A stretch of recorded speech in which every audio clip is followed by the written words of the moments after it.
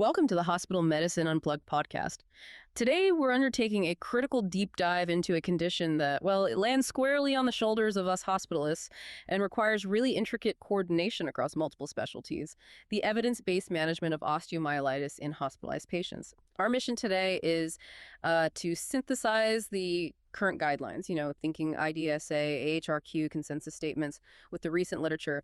The goal is really to help us optimize diagnostic and therapeutic strategies. And let's be honest, these often feel incredibly complex in actual clinical practice. Oh, absolutely. It's a high-stakes infection, and precision is just paramount. We're talking about an infection-induced inflammatory process involving the bone, usually bacterial, and Staphylococcus aureus, still the undisputed king, the top pathogen. The goal isn't just curing the infection itself. It's really about preventing devastating, often lifelong morbidity, things like chronic infection, bone necrosis, pathologic fractures, and, the subsequent functional impairment.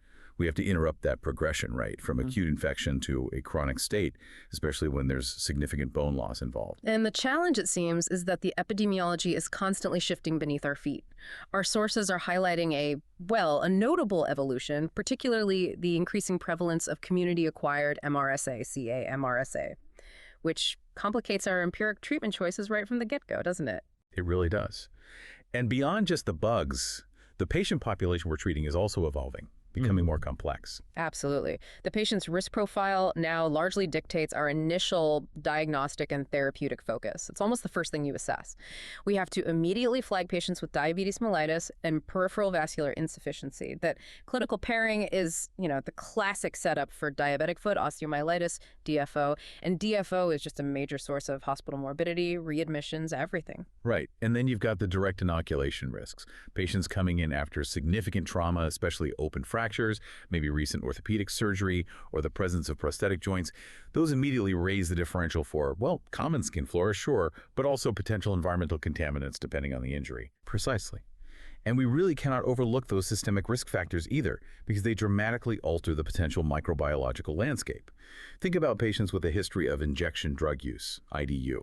They often introduce the risk of unusual, sometimes highly resistant pathogens like Pseudomonas aeruginosa, or even deep fungal infections like Candida species, indwelling catheters, advanced age. These also contribute to a broader risk for gram-negative organisms that we might not otherwise consider top of the list. And we also have to think about the host's overall resiliency, right? Yeah. Underlying comorbidities, advanced age, immunosuppression, whether that's from HIV or chronic corticosteroid use, and even poor nutritional markers like anemia or low albumin. All of these negatively impact the immune response and, importantly, wound healing.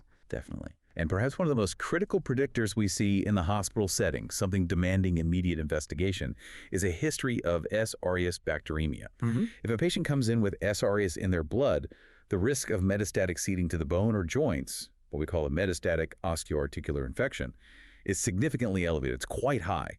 In that scenario, you absolutely must maintain an extremely low threshold for getting an MRI to survey for any potential seeding. That detailed risk assessment immediately drives our initial empiric antibiotic strategy. Okay, so let's transition now to classification, because understanding whether we're dealing with an acute or, a chronic process is really the dividing line between leaning more on medical versus surgical management. Classification is fundamental here. We tend to break it down by duration first. So acute osteomyelitis is generally recent onset, often defined as less than 2 weeks of symptoms. It's typically hematogenous in origin and characterized by less established bone destruction, less necrosis. Conversely, chronic osteomyelitis implies weeks to months of symptoms and, critically, is associated with definitive established bone necrosis. That's what we call sequestrum formation. Okay, I want to focus on that point. The sequestrum, it's not just a descriptive term, is it? It really represents the point of no return for purely medical management, right? That's the key takeaway, exactly. Think of the sequestrum, that piece of dead bone, as a foreign body. It's like impenetrable fortress for antibiotics. It has no blood flow, essentially, and the bacteria residing within it are protected, shielded from even the highest IV antibiotic concentrations we can achieve. So if your imaging or, surgical exploration confirms a sequestrum, you are dealing with chronic osteomyelitis. And in that case, antibiotics alone are just insufficient. Surgical debridement becomes mandatory for any chance of cure. Makes sense. And structurally, we also classify it by the mechanism of infection, too. We have hematogenous spread, which you mentioned is common in children and the elderly, where the infection travels via the bloodstream. Then there's contiguous extension, which we often see in adults with deep chronic wounds or, like you said, DFO. That tends to be polymicrobial. And finally, direct inoculation, stemming from trauma or surgical contamination, where the pathogen spectrum really reflects the immediate environment of the injury or procedure. Yeah, and tying that mechanism back to the likely microbiology is crucial for picking that initial empiric coverage. While S. aureus really dominates across the board, both MSSA and MRSA, the context, the mechanism, dictates our differential. For instance, in pediatric hematogenous cases, especially in kids under 4 years old, we absolutely have to think about Kingella. It's often missed, but it's a common cause in this specific age group. Unfortunately, it's usually susceptible to beta-lactams, which is good news. What about the adult hematogenous picture, particularly in, say, specific compromised hosts? Well, adult hematogenous infection still favors S. aureus predominantly, but depending on the comorbidity, we definitely need to broaden our view. We start thinking about gram-negative bacilli, like E. coli or P. aeruginosa, and a classic, absolutely vital association is Salmonella species in patients with sickle cell disease. That's due to microinfarctions in the bone marrow and impaired reticuloendothelial function. Missing that specific link, just treating for staph and basic gram-negatives can lead to total therapeutic failure. It's critical to remember that one. And as you mentioned earlier, the IVDU population brings in that serious risk of Pseudomonas or even Candida. That should immediately trigger adding anti-Pseudomonal coverage empirically until we get cultures back, right? Absolutely, you have to cover for it. Now, the environment of diabetic foot osteomyelitis, DFO, is sort of a specialized case of contiguous spread. And here, the microbiological picture is inherently complex. It's a different beast. Yeah, it's frequently polymicrobial, isn't it? It really reflects that chronic, often ischemic and kind of mixed flora environment of the foot ulcer itself. Indeed. You're often dealing with a dynamic mixture. You've got aerobic gram-positives like S. aureus and Streptococcus. Yeah. You've got aerobic gram-negatives, various enterobacteriales. And then, often missed but critically important, are significant anaerobic components, especially in infections below the ankle.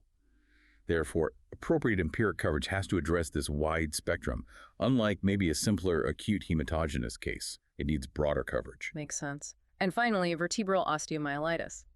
Often hematogenous, usually driven by S. aureus, as we said. But we also have to consider those non-pyogenic causes, right? Especially based on patient history or geography. Thinking Brucella in endemic areas or maybe Mycobacterium tuberculosis in certain immigrant or immunocompromised populations. Definitely need to keep those on the radar.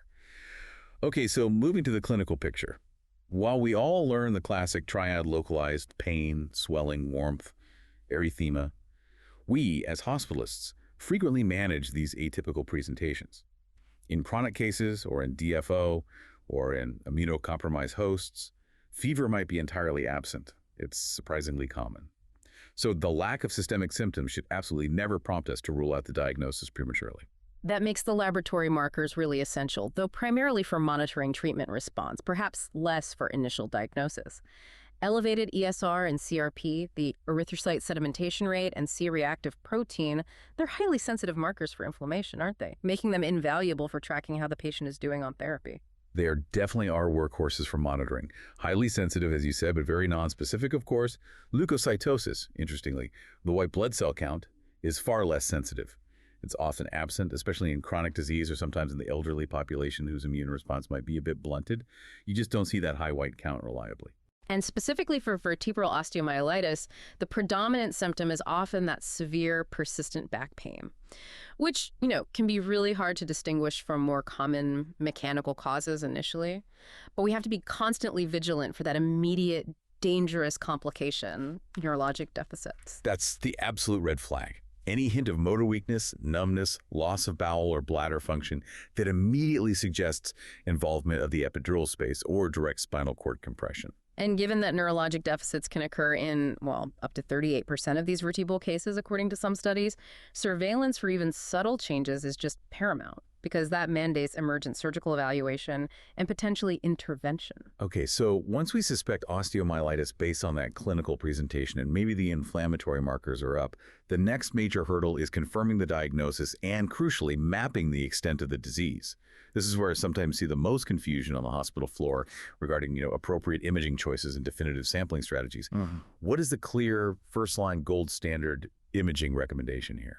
Unequivocally, it is magnetic resonance imaging, the MRI. It offers the highest sensitivity, particularly for early detection. And the reason is that it detects early bone marrow edema, which is the immediate inflammatory response to infection, long before the actual bone structure itself shows changes on other modalities. Plus, MRI delineates the full extent of any soft tissue involvement, it clearly identifies abscesses, and it provides critical information on the precise location and volume of any necrotic bone, the sequestrum we talked about. So ideally, if the clinical suspicion is high, we should probably bypass initial x-rays and move straight to MRI, assuming there are no contraindications like incompatible hardware or severe claustrophobia.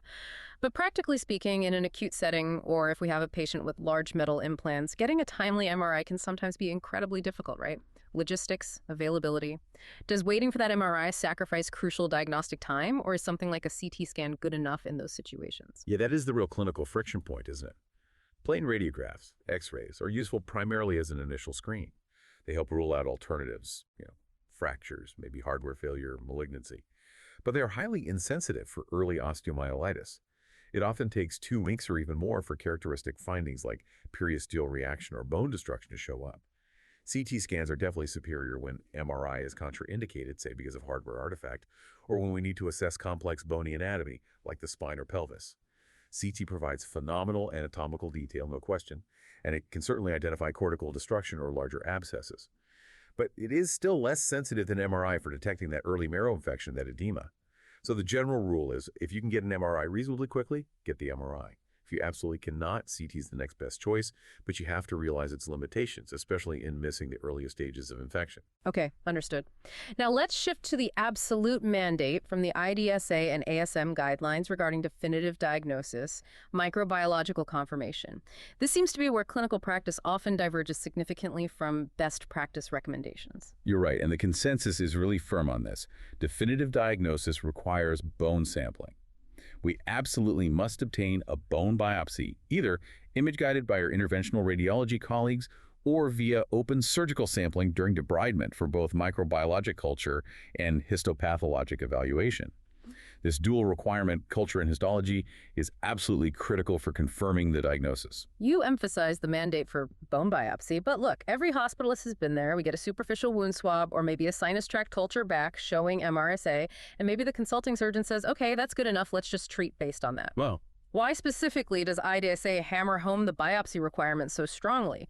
What's the actual risk we run if we rely solely on that superficial swab culture? that is probably the single greatest potential error we see in managing these cases.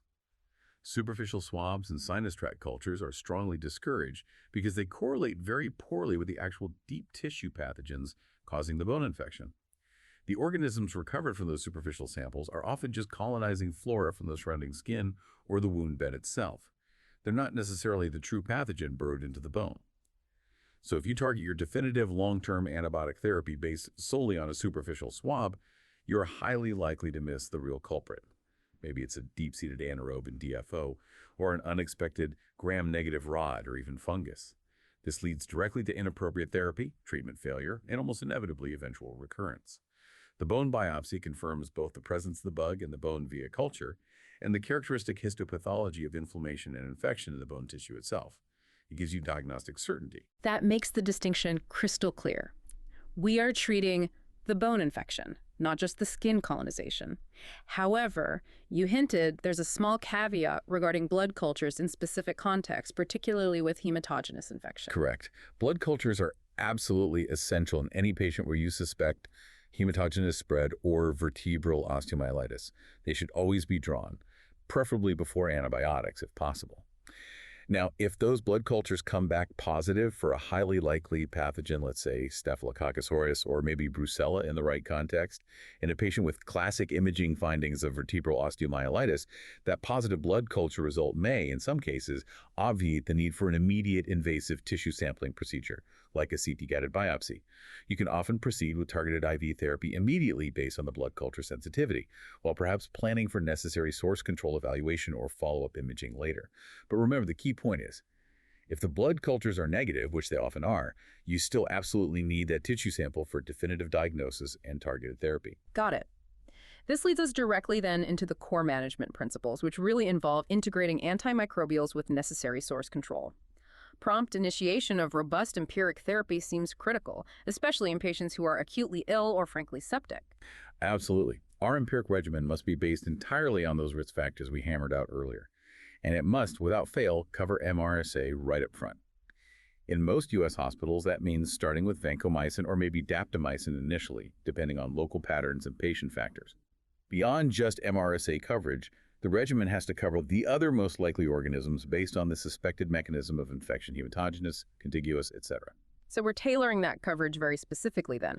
For instance, an acute community-onset vertebral osteo in an otherwise healthy younger patient, maybe MRSA coverage plus something like ceftriaxone for broad gram-negative coverage might be sufficient initially. But if we suspect, say, an IV drug user with vertebral symptoms, we're immediately thinking anti-pseudomonal coverage needs to be added, right? Absolutely. You have to broaden. In that IDU scenario, you must add coverage like cefepime or piperacillin-tazobactam if Pseudomonas is reasonably on the differential. That's a key addition. Right. And if we're treating suspected DFO, because it's so often polymicrobial, we absolutely must include reliable anaerobic coverage, perhaps adding metronidazole or using an agent like piptazo that has inherent anaerobic activity in addition to the broad gram-positive, including MRSA, and gram-negative spectrum coverage. And of course, checking your local hospital or system antibiograms is non-negotiable for guiding the final empiric choice and ensuring you're accounting for local resistance patterns. Okay, so once that definitive pathogen and its susceptibilities come back from the bone biopsy, hopefully we can then transition to targeted therapy. Narrowing the spectrum is crucial for antimicrobial stewardship, right? Like switching to cefazolin or oxacillin for MSSA, for instance, or maybe a third-gen cephalosporin for Kingella kingae. But the big question that always comes up, the one that really affects patient management, length of stay, PICC line use, and long-term costs, is the duration and route of therapy. Right. The standard duration is generally a minimum of 4 to 6 weeks of antibiotics. This prolonged course is necessary because bone is relatively avascular compared to other tissues, and healing is inherently slow. Penetration can be tough. However, the evidence regarding the route of administration has undergone a really robust shift in recent years. We now have strong, high-quality evidence, like from the OVIVA trial, supporting the transition from intravenous to oral PO therapy in a select group of patients. This is a major win for potentially reducing hospital length of stay and avoiding central line complications like climasis or thrombosis. This really cannot be stressed enough, I think. We often can move to oral therapy safely and effectively. But what are the strict criteria for making this IV to oral switch? It's certainly not universal for all osteo patients. No, it is definitely not universal. You need 3 critical components met simultaneously. First, the patient must be clinically stable and clearly improving on IV therapy. No ongoing sepsis, fevers are resolved, inflammatory markers trending down. Second, the identified organism must be susceptible to a highly bioavailable oral agent. You need an oral drug that gets absorbed really well and reaches adequate concentrations in the bone. And third, and this is probably the most important prerequisite, adequate source control must have been achieved. That means any significant abscess has been drained, or a necrotic bone, the sequestrum, has been surgically removed. If the source of infection, that necrotic tissue or pus collection, is still present, switching to oral therapy is generally considered unsafe and likely to fail. That source control piece is key. And which specific oral agents actually achieve the necessary pharmacokinetics, that high bioavailability and good bone penetration to make this transition safe and effective? We're looking for something close to 100% bioavailability if possible. Exactly. We tend to rely on agents that achieve predictable and high concentrations of bone tissue. The fluoroquinolones like ciprofloxacin or levofloxacin are mainstays here due to their excellent bioavailability and bone penetration. They're very reliable. Clindamycin is another good option, particularly for gram-positive, though GI side effects can be limiting. Trimethoprim sulmethoxazole also has good bioavailability and reasonable bone penetration. Crucially, for staphylococcal infections, especially MRSA or even MSSA, we often rely on combination therapy involving rifampin. Rifampin is potent because it penetrates biofilms effectively and achieves high intracellular concentrations within osteoblasts. But it must always be combined with another active agent like a fluoroquinolone or TMP-SMX or doxycycline to prevent the rapid emergence of resistance. Never use rifampin alone for staph osteo. Making this safe, evidence-based early transition to effective oral therapy is really a cornerstone of modern ID management for osteomyelitis. Okay, now let's pivot back to source control itself. We've established that antibiotics alone are often insufficient, especially in chronic disease with necrotic bone. Where exactly does surgical management fit into this treatment continuum?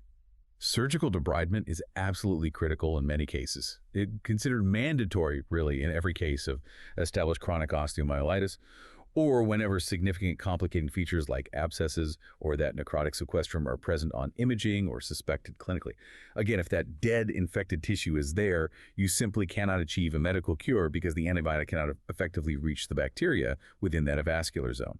Surgical debridement physically removes the infected tissue, the pus, the debris, allowing the remaining healthy vascularized bone to potentially heal with the help of antibiotics. So just to clarify, for acute hematogenous cases, maybe caught very early without defined bone destruction or large abscesses on MRI, we might achieve cure with antibiotics alone, especially if the diagnosis is made within the first few days of symptoms. But the threshold for needing surgical exploration rises quite rapidly with increasing duration or chronicity of infection. That's exactly right. Early acute osteo might respond to antibiotics alone, but as chronicity sets in, or if there's clear necrosis, surgery becomes essential. We also have to address the issue of orthopedic hardware like plates, screws, or joint replacements. Managing infected internal fixation devices is complex. If the hardware is clearly loose, or if it's obviously infected itself, or if it's physically impeding adequate debridement of the infected bone underneath, then removal is almost always necessary for cure. However, if the hardware is stable, well-fixed, and effective debridement can potentially be performed without removing the implant, which is sometimes the case in certain vertebral infections or stable joint replacements, then hardware retention may be considered. But this is definitely a riskier path, often requiring longer antibiotic courses and close monitoring. It's usually reserved for scenarios where removal would cause significant instability or morbidity. Right, a very nuanced decision there. And to help address the dead space that's often left behind after a major surgical debridement, what are the common adjuncts we rely on to help sterilize that space and promote healing? Yeah, managing that dead space is vital to prevent recurrence. Local antibiotic delivery systems are frequently used. We often use antibiotic-loaded cement beads or spacers. These are typically made of PMMA cement mixed with high concentrations of antibiotics like vancomycin or gentamicin or tobramycin. These are placed directly into the debrided cavity during surgery. They provide extremely high local antimicrobial concentrations, many times higher than what's achievable systemically with IV antibiotics.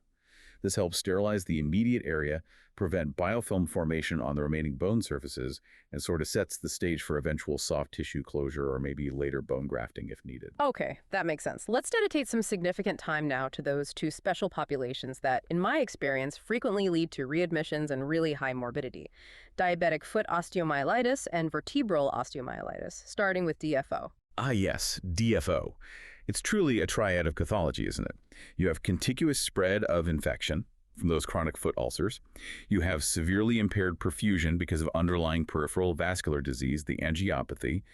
And you have underlying peripheral neuropathy that masks pain, delays presentation, and leads to abnormal foot mechanics. Therefore, successful management absolutely must aggressively target all three of these elements simultaneously. You can't just focus on the infection. Surgical source control seems like the obvious starting point, but as you said, it's clearly not enough on its own in this population. It's exactly. Aggressive surgical debridement, or sometimes even partial or complete amputation, is often essential to remove the bulk of infected and non-viable tissue. Ensuring clear bone margins are achieved pathologically, if possible, is ideal. But critically, management must also include a mandatory vascular assessment, following established guidelines like those from the AHA or vascular surgery societies. We have to determine if revascularization, bypass surgery, or angioplasty is needed and feasible. Because if the blood supply to the foot is severely compromised, antibiotics simply cannot reach the site effectively, and the wound, even after debridement, cannot heal. This absolutely must be combined with meticulous wound care, effective offloading strategies, like special shoes or casts, to prevent further pressure trauma to the affected area, and rigorous glycemic control to optimize immune function and healing.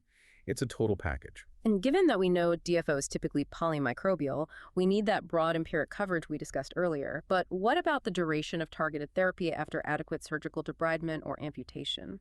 This seems to be a source of some controversy or variation in practice. It is, and the duration really becomes negotiable, based primarily on the perceived success and completeness of the surgical source control. While 4 to 6 weeks of antimicrobial therapy remains the general standard for osteomyelitis, some studies, particularly in the DFO literature, support considering shorter courses, sometimes as short as maybe 2 to 3 weeks, if a minor amputation, like a toe or ray resection, was performed, and the surgical bone margins were confirmed to be microscopically clear of infection on the final pathology report. However, if there is any residual infected bone left behind, or the adequacy of the debridement or the margins are uncertain, then the standard 4 to 6 weeks minimum duration remains the appropriate course. And sometimes, if healing is slow or infection seems persistent, we end up treating even longer. That distinction is vital. The potential for shorter courses, say less than 4 weeks, is really only for confirmed complete surgical cure, usually involving an amputation with clean margins. Any uncertainty demands the longer course. Precisely. Okay, now shifting gears to vertebral osteomyelitis. This infection carries such massive potential risk simply due to its location adjacent to the spinal cord and nerve roots. And the primary treatment modality here is typically medical, relying on that prolonged antimicrobial therapy, unlike many other forms of osteo. Yes, that's generally true. The standard of care is prolonged antimicrobial therapy, typically a minimum of 6 weeks, and often extending to 8 weeks or sometimes even longer, depending on the organism, the patient's response, and imaging findings. This reflects the difficulty in achieving high antibiotic concentrations in vertebral bone and discs and the inherent structural importance. Contrast this with peripheral osteomyelitis, where surgery is more common up front. The indications for surgical intervention in the spine are actually much narrower. We tend to favor the conservative, non-operative approach initially, unless one of 2 specific criteria are clearly met. And those specific criteria for spinal surgery are? Surgery is generally reserved almost exclusively for cases with frank neurologic compromise, meaning progressive motor weakness, significant sensory deficits, bowel bladder dysfunction suggesting cord compression or cauda equina syndrome. That's an emergency. Or the other main indication is documented objective failure of medical therapy. This is usually defined by things like persistent or worsening severe pain, ongoing sepsis despite appropriate antibiotics for maybe a couple of weeks, or clear radiographic evidence of worsening destruction, instability, or abscess formation on repeat imaging. The vast majority of vertebral osteomyelitis cases, if the patient is neurologically intact and stable, are managed medically with appropriate antibiotics and often spinal bracing for stability and pain control. However, even with medical management, we must remain incredibly vigilant for those common and dangerous complications. Things like epidural abscesses, paravertebral abscesses, or even psoas muscle abscesses tracking down from the spine. The development of an epidural abscess in particular can rapidly precipitate that neurologic crisis. Correct. The risk of neurologic deficits is substantial, as we mentioned, maybe up to 38%. And the potential for permanent long-term disability means that close serial monitoring of neurologic function, strength, sensation, reflexes is absolutely non-negotiable for these patients throughout their hospitalization and initial follow-up. Any change needs immediate reassessment. Okay, finally, let's discuss monitoring these patients long-term and their overall prognosis. Once treatment is underway, how should we be systematically tracking these complex patients to ensure we're achieving cure and, importantly, catching any potential recurrence early? Monitoring really has to be systematic and multifaceted. Clinically, of course, we need frequent assessment for local signs. Is the tenderness improving? Is drainage stopping? Is the wound healing? And also systemic signs, fevers, malaise. For DFO specifically, this means meticulous, frequent wound checks by skilled providers and monitoring closely for signs of delayed healing or worsening ulceration. The key, however, often lies in laboratory monitoring, specifically serial measurement of the ESR and CRP. As we discussed, these are our best available tools for monitoring the inflammatory response because their values tend to correlate reasonably well with the burden of infection. They should show a steady downward trend with effective treatment. Are there any specific targets or thresholds for these inflammatory markers that are particularly helpful, especially, say, for deciding if DFO is truly resolved or if there might be residual smoldering infection? Yes, there's some data suggesting specific cutoff values can be highly suggestive of ongoing or recurrent DFO. Our sources mentioned, for instance, that a persistently elevated ESR, greater than 60 millimolar, or a CRP remaining above maybe 7.9 milli-GDL, despite seemingly adequate therapy, should raise a strong suspicion that the infection is inadequately controlled or that recurrence might be underway.